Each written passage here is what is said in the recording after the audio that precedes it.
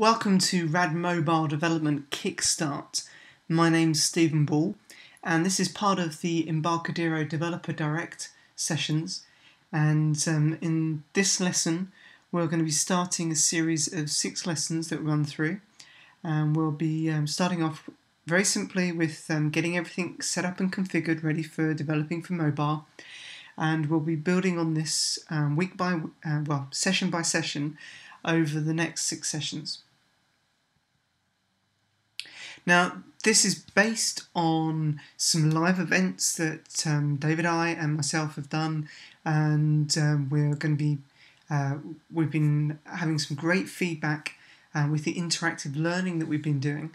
So, really want you to take on board what we're kind of going through today. Please visit the resources that we'll be handing out around these sessions, and make sure to get the best out of these sessions, that you have an hour in your diary booked afterwards, that you can have more time to play and do the examples that we have a look at and explore the things that we'll take you through as we go through each of these sessions. Each session's about an hour long, and we're starting off, if you're watching this live, then we're starting off with Hello World, and we'll be following on Thursday with turning up the style and data, where we'll be really looking at the different UI designs and how we use the styles within FireMonkey for building RAD applications. And we'll also be exploring a little bit more around managing data and our objects onto the user interface and back down, and how we can really separate our user interface from our model behind. The third lesson will be exploring the FireMonkey framework further, and we'll be digging into a number of the pre-existing demos that are shipped with the product and looking at how we can learn from the really good examples that are there and get a foundation that means we've got something we can come back to week after week as we're developing applications to find the code snippets that we need to very quickly and easily, because there are some very good code snippets that ship with the RAD Studio products. Lesson 4 will be looking into local storage.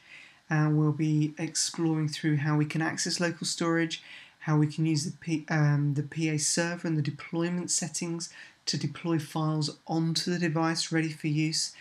We will also be looking at using database connectivity for storing into, for example, an SQLite database, or even using Interbase Lite or IB2Go, and looking at the different options that we have around data storage. Lesson 5 will be moving on to looking at how we can remotely connect to and consume data that's provided out through SOAP servers or from a server offering out some JSON. And we'll also be looking at building our very own SOAP server within that lesson, so we can see how we can use the different technologies within RAD Studio to remotely access and call server-side functionality. And we'll be exploring some of the common things that you can do when developing up multi-tier using SOAP and JSON. And then with that foundation, we'll be looking at other technologies in Lesson 6, specifically DataSnap, and looking at how we can build some multi-tier applications very quickly and powerfully with the DataSnap architecture, where we can literally just write the query on the server to select the data that we want, that we can use all the business logic there with master detail relationships, and how we can actually consume those through to the client side with pretty much no lines of code. So there's some absolutely fantastic stuff that we're going to be looking at through to the last lesson. And also within Lesson 6, we'll be bringing it all together and drawing on all the aspects that we've learned through style, through the visualized bindings, through the different project types, through the actions and everything that we're going to be exploring today in this session, and building a multi-tier telephone directory that we'll be able to retrieve data back and look up colleagues on using the employee sample database that comes with RAD Studio. Now, these sessions, if you are watching them live, best to get involved. Use the hashtag EMBTDD for Embarcadero Developer Direct. Or you can email us at any point with developerdirect.online@embarcadero.com if you'd like us to respond. If you've got any questions or you can't find something between sessions, then please do email us, and we'd be more than happy to kind of get back to you and point you in the right direction for the resources.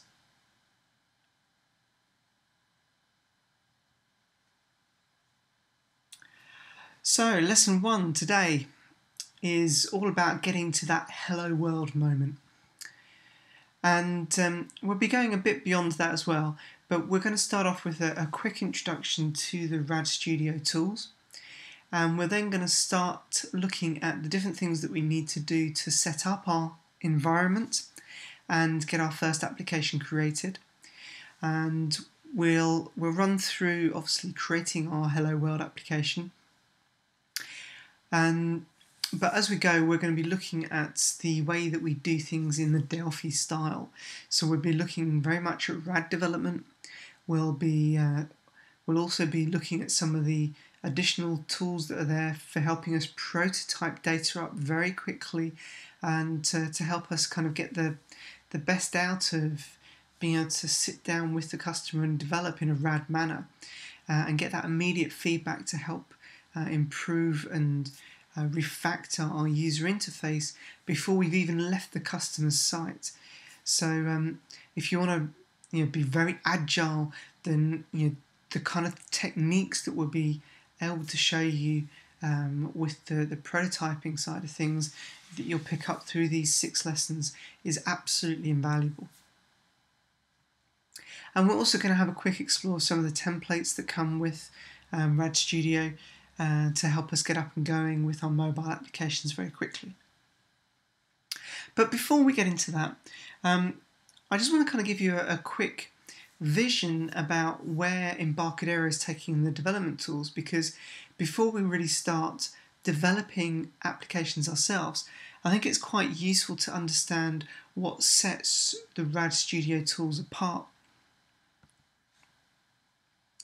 Now, RAD Studio and Delphi is very much about having multi-device development, and the multi-device development that we do is about targeting out to Windows, to Mac, to iOS today.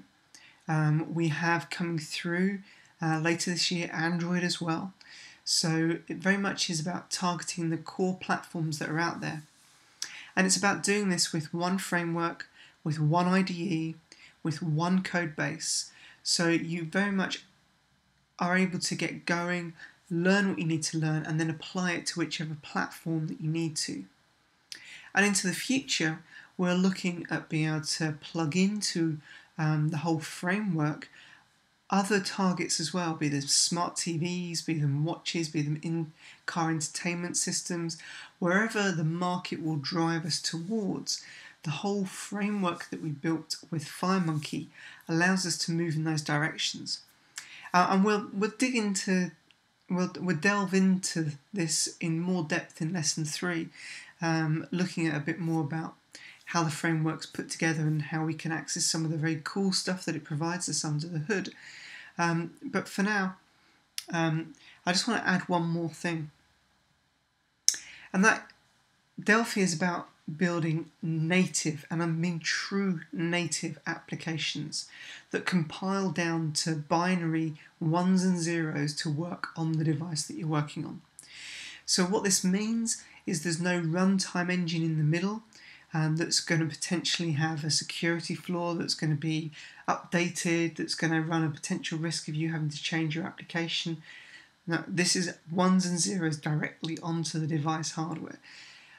There's no virtual machines or IL code that's going to be produced. IL's intermediary language code. So everything that we're doing here is right down to the device. So when it comes to speed and performance, you're not going to be able to beat a true native compiled application.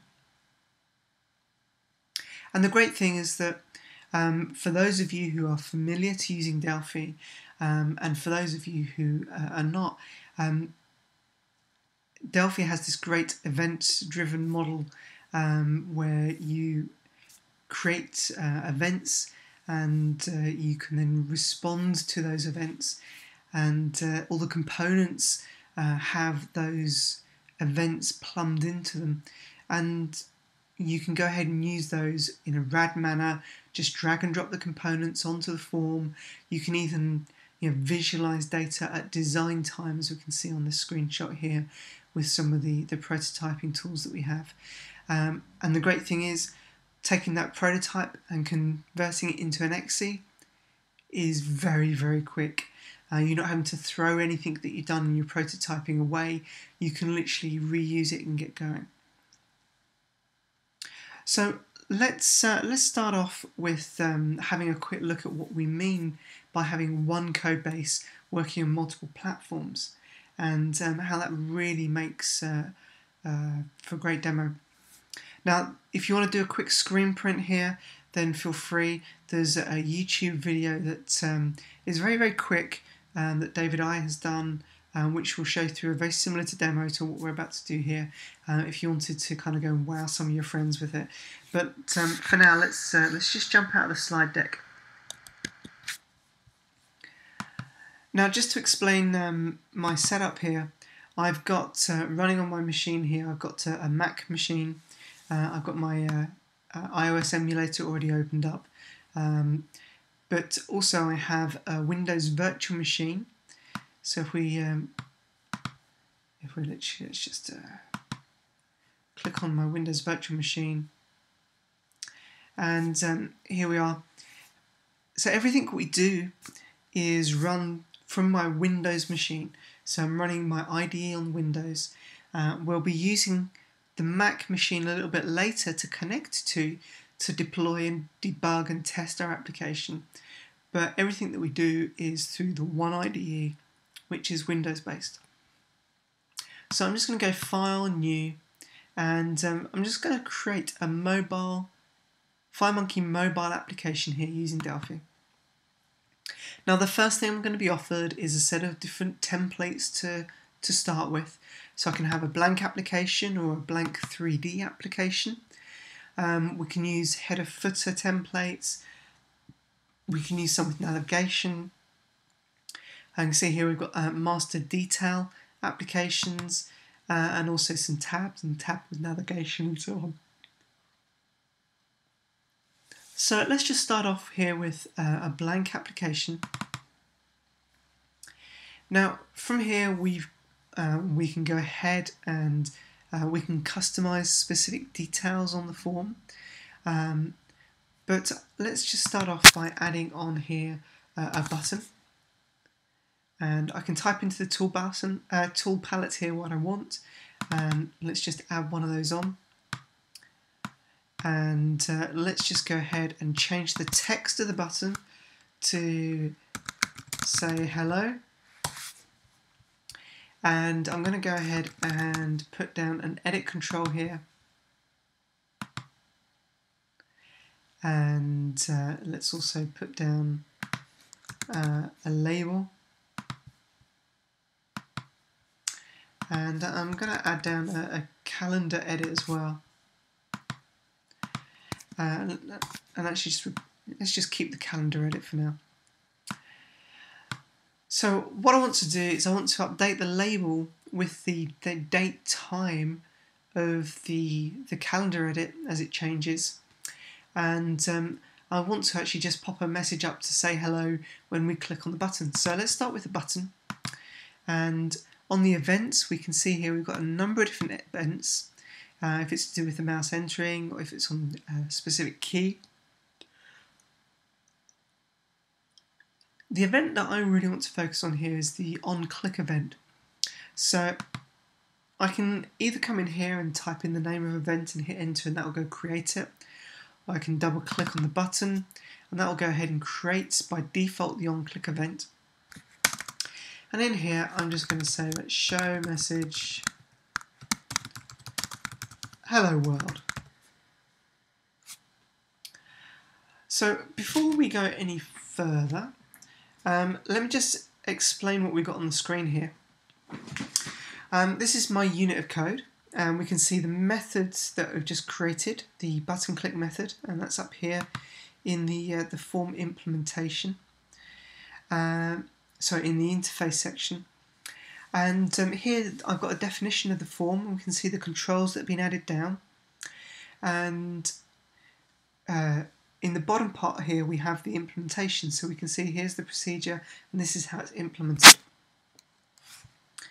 At the top here we've got the uses, which shows which units we use. So we're using tform.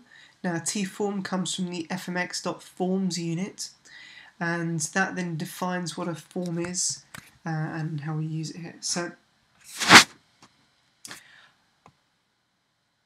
let's just go ahead and run this. Now I can run this out to the simulator, or I'm just going to add a target for Win32 just so I can do a quick test here to start off.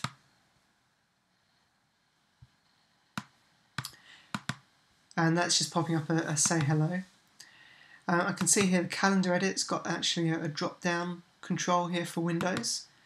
So let's go ahead and update this. We can do the on change event here, and we can actually say here label1.text, and we can say that equals, and we're going to say let's format the date and time. Now the format string here we can actually say let's put the day of the week, so let's just do 3 days, and then the number, and then month in long form or in letters, and then I'm going to put year in full character, and we're going to take in here the calendar edit 1.date. So let's go ahead and rerun this now, and we should be able to see if we go ahead and change the calendar that it's getting Saturday 13th of July, which is the date time that I've selected here. Let's go ahead and choose 27th, so we can see that's all good, and say hello and hello world. So let's just come back here. I'm going to update this label. Let's just make it a little bit bigger so all the text fits inside it. Again, I can just rerun this here, and that looks pretty good. So my highly complicated application is now ready to ship, but before I do that I want to go and test it on the emulator, and also want to test it out onto a real device. So let's just go back into the target platforms and pick up the iOS simulator, and I'm going to go ahead here and push run. Now this has come up with some errors, so let's go ahead and say OK, and that's going to open up the troubleshooting guide so we can see what we need to do to connect across to the Mac. Now there's a number of resolution steps in here. So have you activated the iOS target platform? Well, I know my Mac's running. Is your Mac running and connected to the network? Is the platform system installed and running on the Mac? So here we can select what that means, and it will take us directly through to the DocWiki page where we'll be able to see about installing PA Server, and it tells us where to go find the PA Server PKG file, and also takes us through the steps that we need to install the PA Server. So once your PA Server is installed, you then need to just go ahead and open it up and set it running on your Mac. But we also need to set up and configure connection profiles on our Mac. So those are under Tools Options.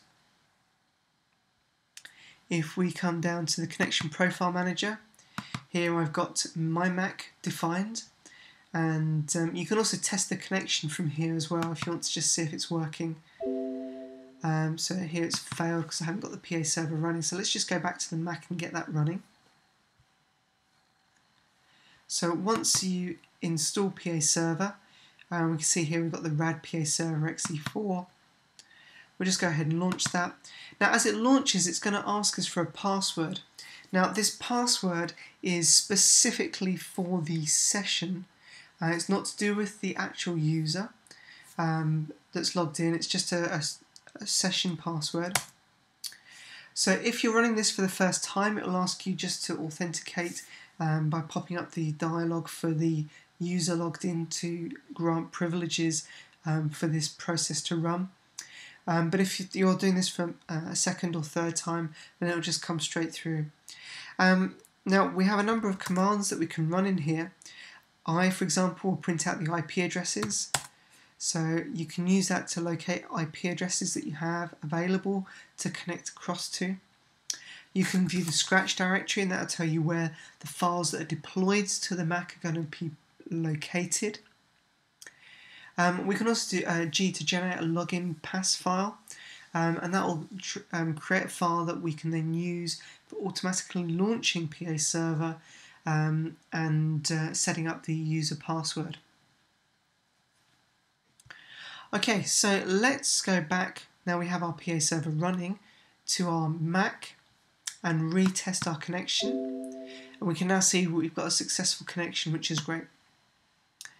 Now, the other thing that we need to do here is we need to actually set up our SDK. So you'll need to make sure that the first time you run it, it'll actually prompt you and take you through a wizard to do this. But if you ever need to update your local cache, then you can do that from here. But you can connect in here. You can say I want to do an iOS device. You can select the connection, and that will then bring back the appropriate SDKs for you to then select and download. So I'm just going to cancel that because I've already done that through here.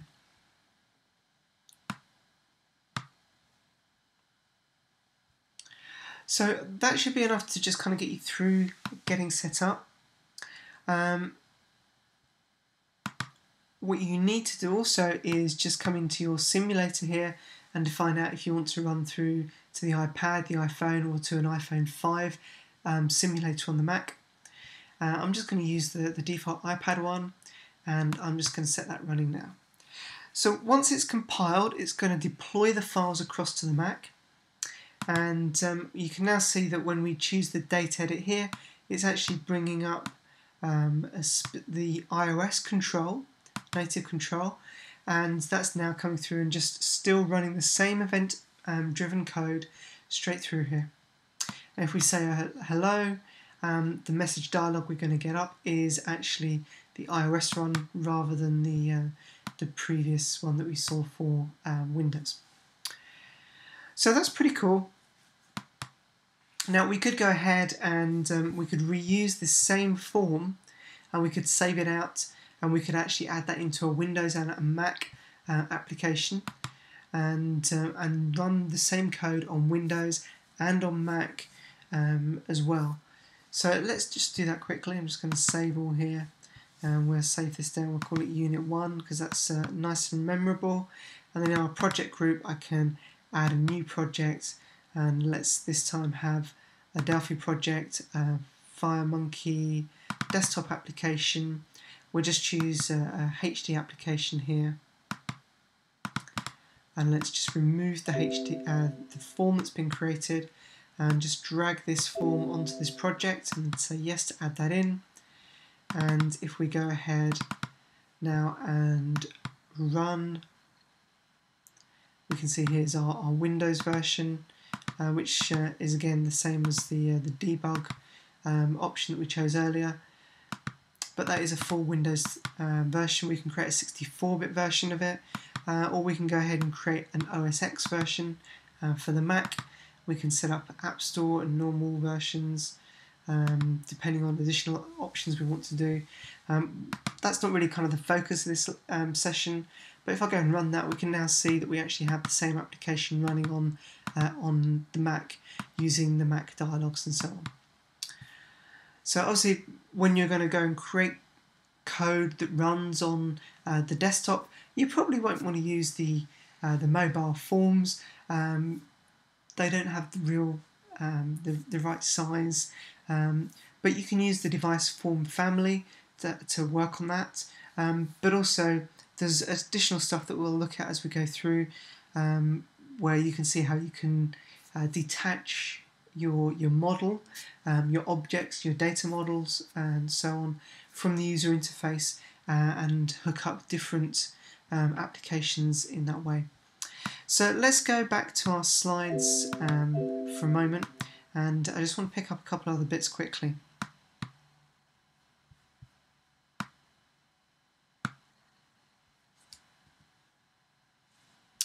So what we just had a quick look at is very much the development workflow.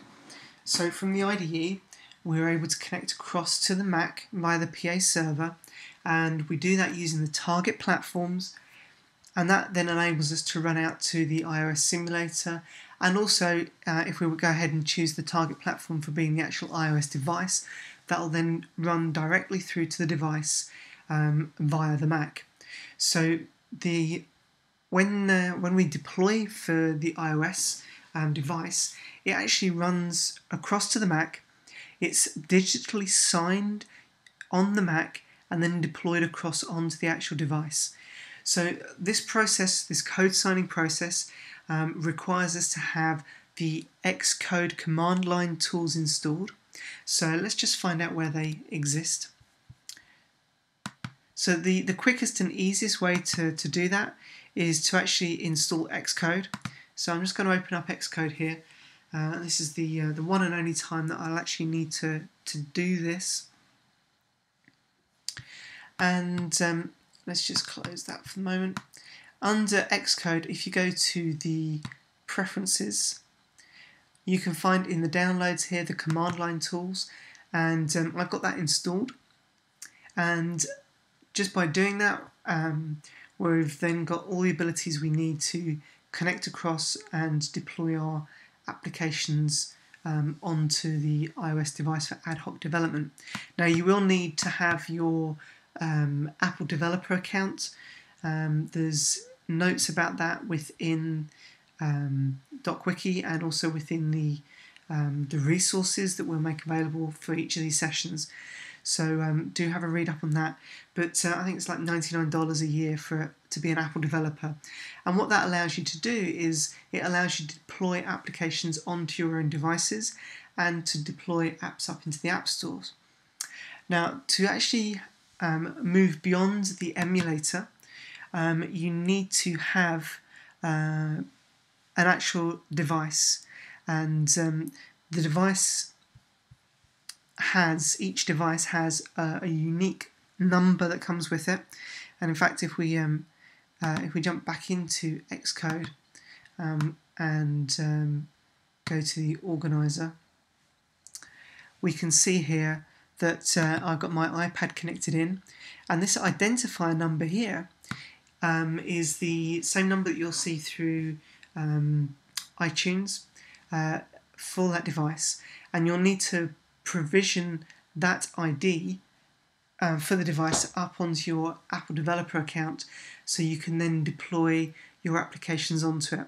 There's also some steps that you need to go through with regards to creating digital signatures, but everything you need to do is within the documentation there that we've already seen pop up in the IDE to help you through step by step in what you need to do. So before we move on to having a look at a couple of extra bits, let's just get our first app running across onto a live device. So I'm just going to just unlocking my iPad here, and I'm going to go ahead and let's just close Xcode. We don't need that anymore. I'm going to go and open up Reflector, which is an application you can use to so you can see what's going on my iPad screen here.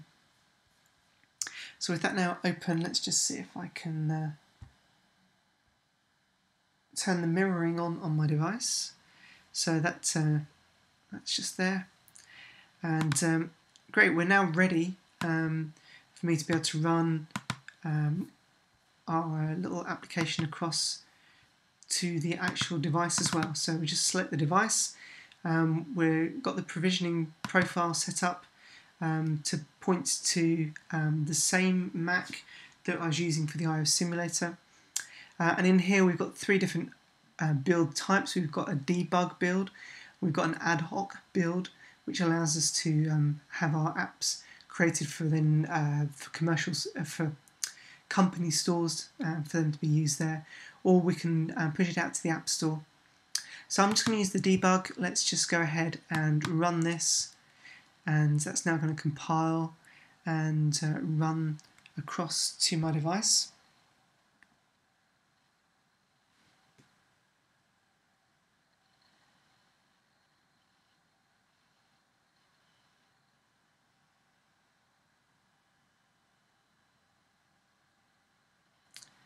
Now I'm just going to switch back here so we can see my tablet.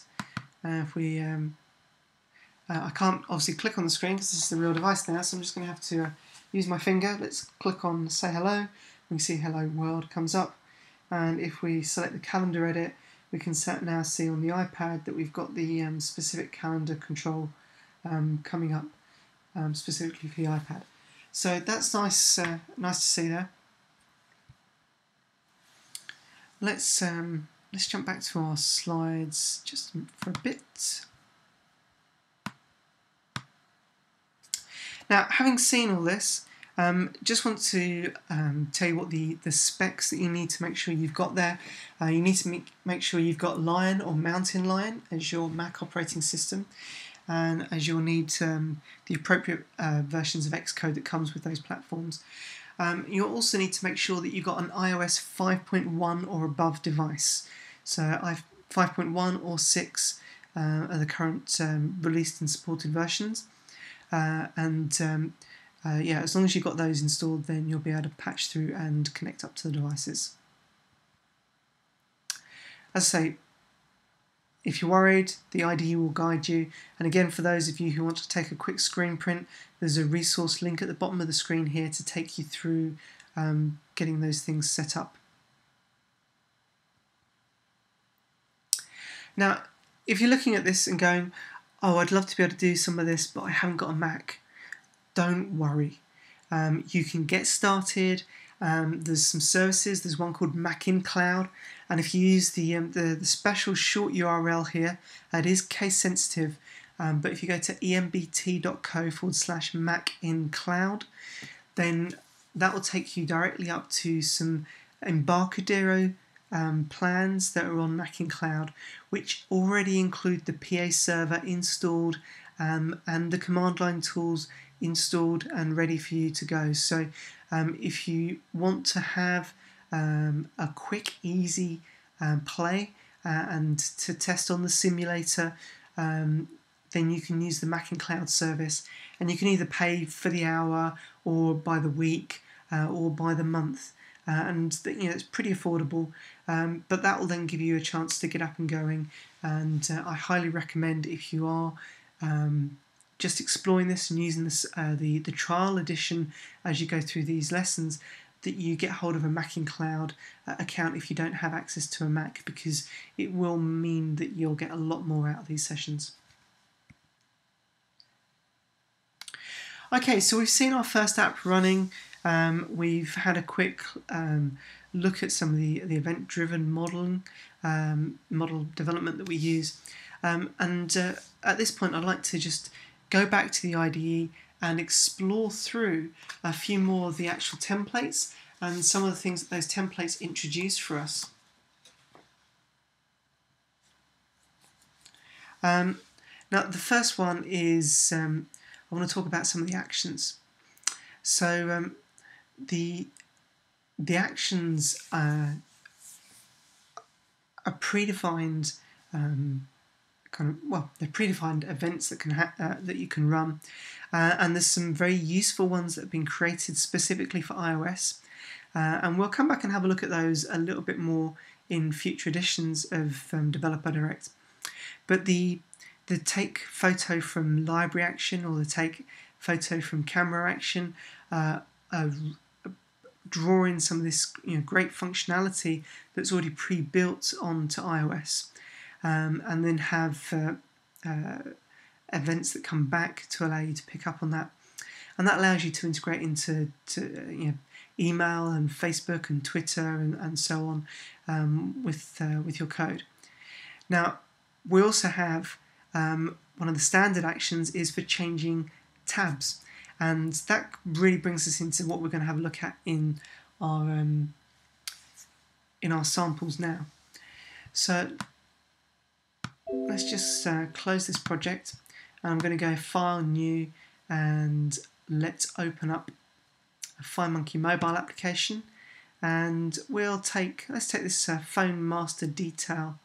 No, actually, let's take this tab with navigation. There, that will do for now. Now it's going to ask us where we want to go and create this, and just go and save that into any default folder you want. Now in here, when we have actions created, we get an action list.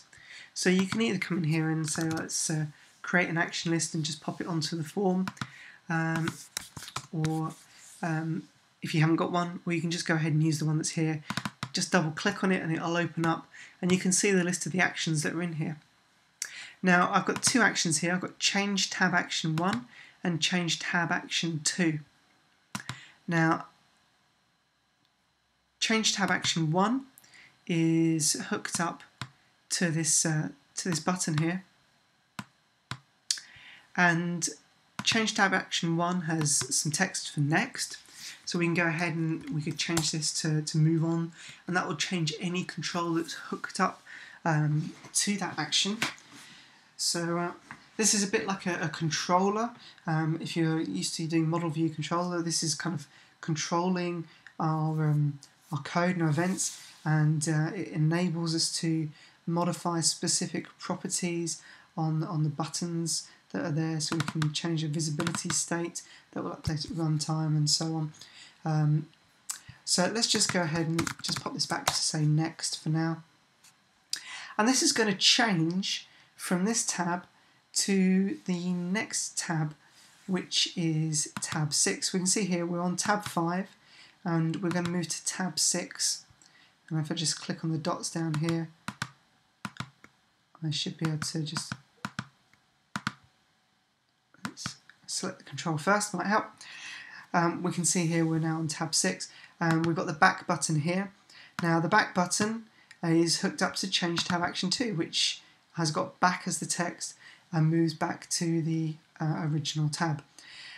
Now we've got the optional here transition setting, which we can set from either none to slide.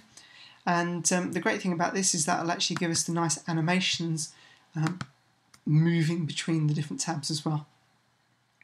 So let's just go ahead and run that, and if we click on next, we can see we move through back. It's going to slide us back, and we can change tab here to have a look at different tabs for things that we've got down there. So the actual code here can also be invoked programmatically. So we could have a list in here that we wanted to go ahead and call it to change from the master to the detail. So let's go ahead and build a master detail relationship into here. And to do that, I'm just going to use here a prototype bind source. Now I want to have a list of people that I can then move through and have a look at some detail about them. So I'm going to, on the prototype bind source, I'm going to double click, and I'm going to add to this some generators. Now generators give us sample data at design time, so I'm going to use the contacts details here, and that's given me a small bitmap and a large bitmap, and I've got a contact name and a title. So let's into here add a list view. Now we can have a list view or a list box. List views tend to be for long scrollable lists. List boxes are for shorter lists where we're going to be using maybe configuration settings, or where you need to just be able to search through a small list. So let's just go ahead here and align this to client. And what I want to do now is I want to get the list of the names into this list. So we right click, we can bind visually, and here we can see our prototype bind source and our list view, and we can say let's keep this in sync, and I want the contact name to be the item text. So when we select an item here, it's going to keep it in sync and it's going to drill through. So let's go ahead now and just close this part and pop back to our detail page. Now in here we've got a label at the top here, so I'm just going to, let's make this a little bit bigger, and we can go ahead and we can let's change the alignment of the text here to be in the middle.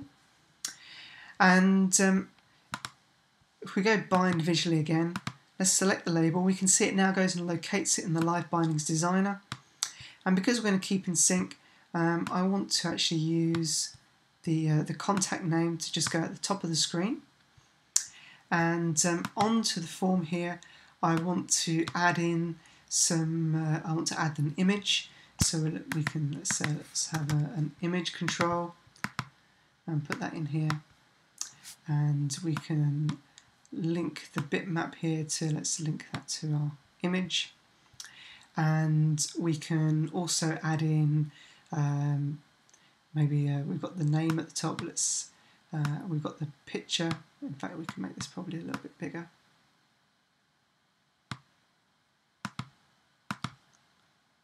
or maybe let's just leave it that size there.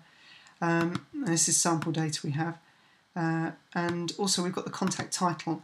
Now I could just add an edit control down, or I can go ahead and I can link this to a new control, and I can say let's have a T edit, and I can say add a control label, and that's going to add in a control plus a label with the field name matched up to it, which is quite handy. And now the only thing I need to do is I just need to make sure that this is on the right part of the form. So I'm just going to go back to my tab and link that on there. And then let's just bring that down here. Okay, so that's cool. We've now got our data. Let's go ahead and run this and just check.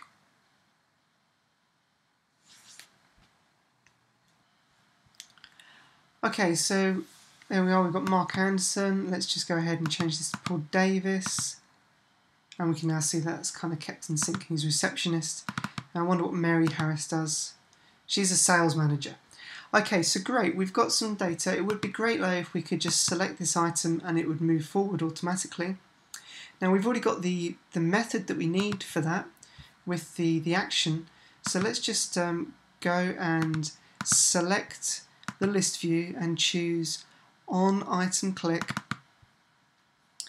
We can go ahead now and we can actually implement that navigation. So what we want to do was we want to use change tab action 1,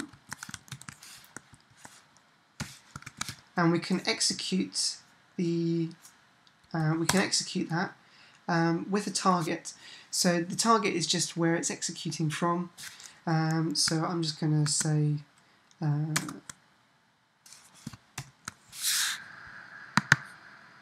we're on tab item 5. So tab item 5.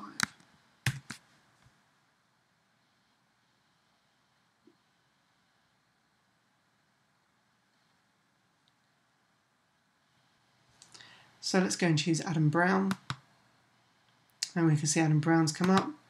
If we come back, let's choose Mary Harris, and she's coming up as well. So that's all good. So straight away here we can see how quickly we can prototype data up and kind of get some custom feedback, which is absolutely excellent.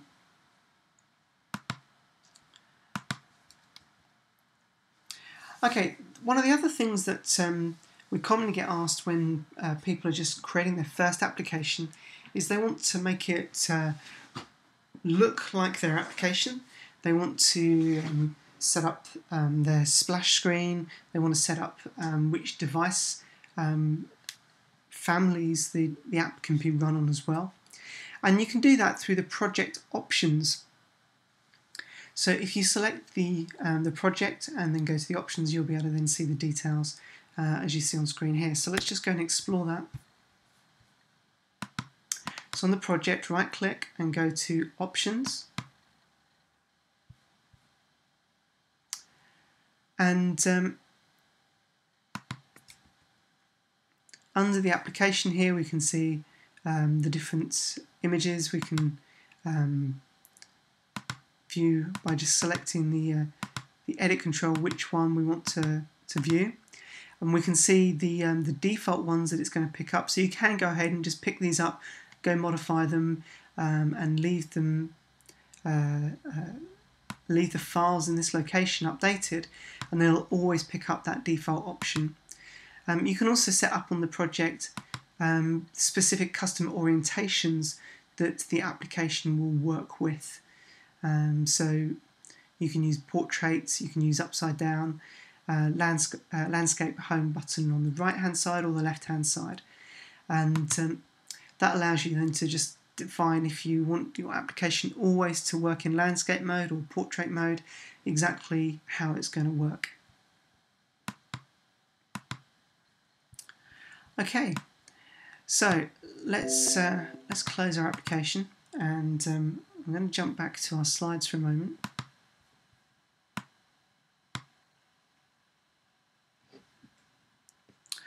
So here is homework time, okay?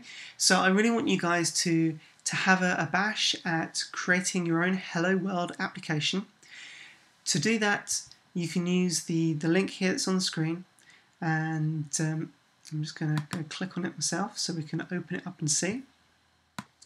And this is going to take us to .wiki, and it's going to take us to the iOS tutorial for creating a FireMonkey iOS application.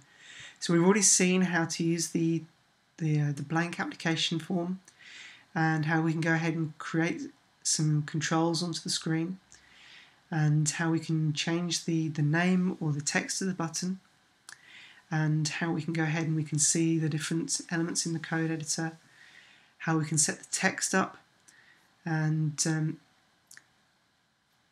literally just go ahead and change the text to say hello and then the name.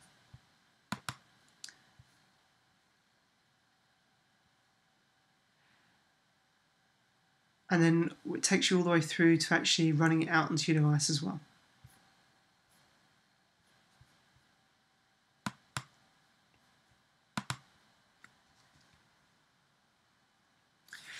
So that brings us to the end of our first section of this Hello World. So we'll be online for a little bit. If you want to have a go, if you've got any questions, then please do to ask through. And as remember, we have the streaming.embarcadero.com website, so you can go ahead and get the replays. We'll make these replays available as soon as the sessions are run. So if you want to re-watch any part of what we've discussed today, you can go ahead and do that.